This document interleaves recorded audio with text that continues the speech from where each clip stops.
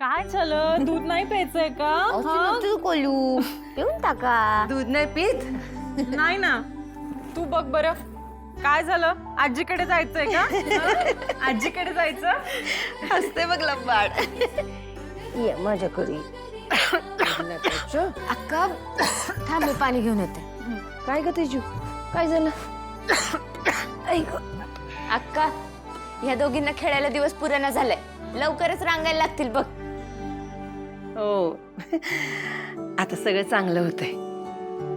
तेजूच्या पोरी मोठ्या होत आहेत. त्या जालिंदरला पण शिक्षा होईल असं वाटतंय. पण आई, गुन्हा एवढे दिवस झाले. आता तिथं पोलीस जाऊन काय उपयोग होणार आहे? डॅडींनी काय पुरावा तरी ठेवला असेल का? खरंय तुझं, पण कधी कधी बुडत्याला काडीचा आधार पण लई झाला.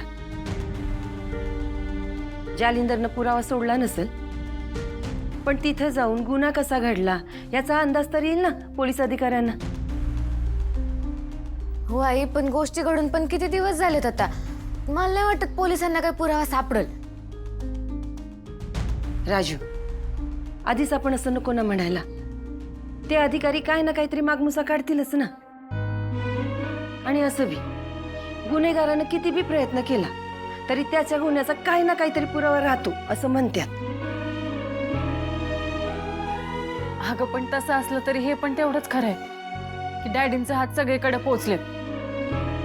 एवढ्या गोष्टींचा कंट्रोल त्यांच्याकडे असताना आपल्या हाती काही लागेल असं मला नाही वाटत. ते सगळ्या गोष्टी मॅनेज करतील.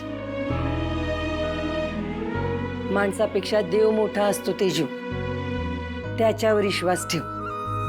माणसाचा पापाचा घडा भरला ना की त्याने किती बी हातपाय हलवलं तरी त्याचा शेवट होतोच. यावेळी जालिंदर सुटणार नाही. त्याच्या पापाचा घडा भरलाय, त्याला शिक्षा ही होणारच.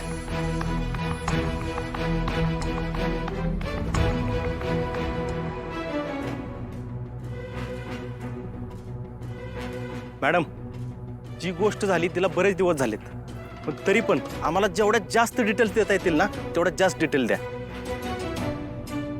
होय साहेब.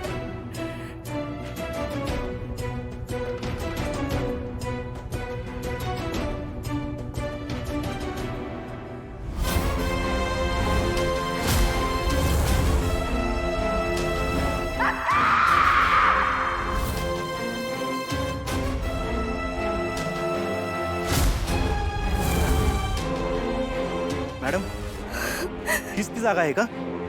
होय साहेब. मॅडम, जास्त इमोशनल होऊ नका.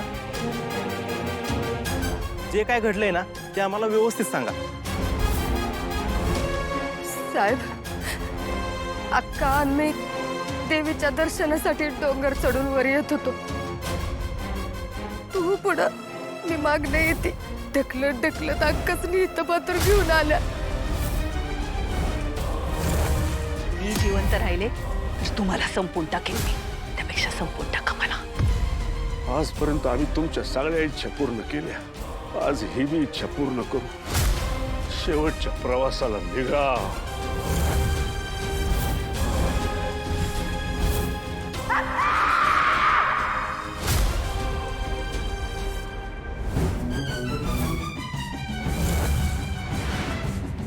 मला वाटलं होतं या हैवानाला जरा तरी दया माया येईल.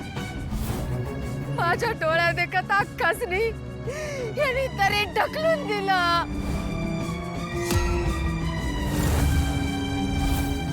काय आम्ही ढकललं? आम्ही ढकलून दिलंय? खोटं बोल नको. आई बाई खोटं बोलते.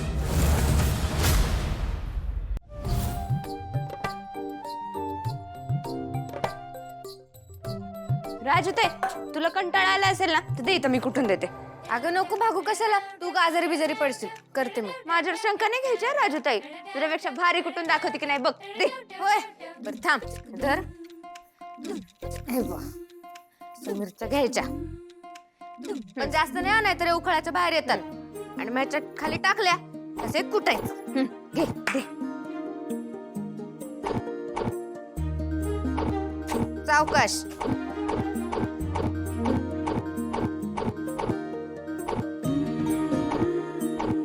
भागू अगं हळू. राजूताई आता हळू नाही. ही मिरची बघ, ह्या मिरचीच्या जागेवर ना मला तो जालिंदर दिसतोय. तर चांगला कुठूनच काढते त्याला. भागू जमतय की. सगळा रागच काढला ना त्या जालिंदरवरचा. आता जशी तू ही मिरची पिशवीत भरतेय ना तसा तो जालिंदर जेलमध्ये जाणार आणि तिथंच चढणार. त्याला कोणीच नाही वाचवू शकत. बघच तू.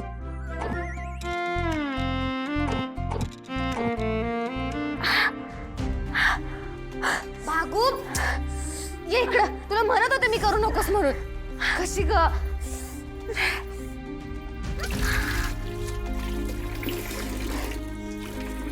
तू पण ना थांब आले मी.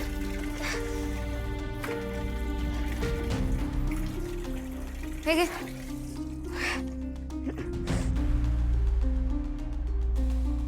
कशी ग अशी वाटतंय का बरं? नाही आग होतीये. शांतच होत नाहीये. भागू तू त्या मिरच्यांना तू जालिंदर म्हणलीस ना म्हणून असं झालंय बघ. आपल्यावर घाव केल्याशिवाय तू एवढं सहजासहजी जेलमध्ये जाईल असं वाटतं का तुला? अय काय करताय तुम्ही? आम्ही तुमच्यापेक्षा शालांवर जास्त प्रेम केलं याचा बदला घ्यायचा काय? अहो, आमचा एक क्षण जात नाही त्यांची आठवण काढल्याशिवाय. देवानच त्यांना आमच्यापासून हिरावून गेलं आणि त्याचं खापर तुम्ही आमच्या माथ्यावर फोडताय. आम्ही त्यांना ढकललं असं म्हणताय. अहो त्या आयुष्यात कधी त्यांना पलीकडे सरा असं म्हणणं नाही. धक्का देणं तर लय लांबची गोष्ट आहे हो. आमच्या लाडक्या बायकोला देवानं आमच्यापासून हिरावून दिलं याचं दुःख लय मोठे लय मोठे. त्यात तुम्ही आमच्यावर असे खोटे नाटे आरोप करताय. असं करू नका. असं करू नका. हे ऐकून आमच्या जीवाला किती यातना होत आहे तुम्हाला कळतंय का? असं करू नका. या असले आरोप आमच्यावर करू नका. आम्ही जिवंतपणे मरून जाऊ. अजून एकदा विचार करा. दया करा या तुमच्या नवऱ्यावर. नाही त्या दुःखात आम्ही काय पण करू शकतो. आम्ही काय पण करू शकतो. इन्स्पेक्टर साहेब खोटं बोलतोय हा माणूस. आपल्याला भीती दाखवतोय हा. हवलदार बाजूला घ्या त्यांना.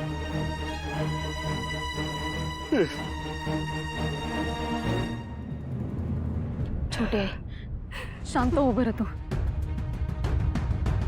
हे बघा इथं काय सापडते का?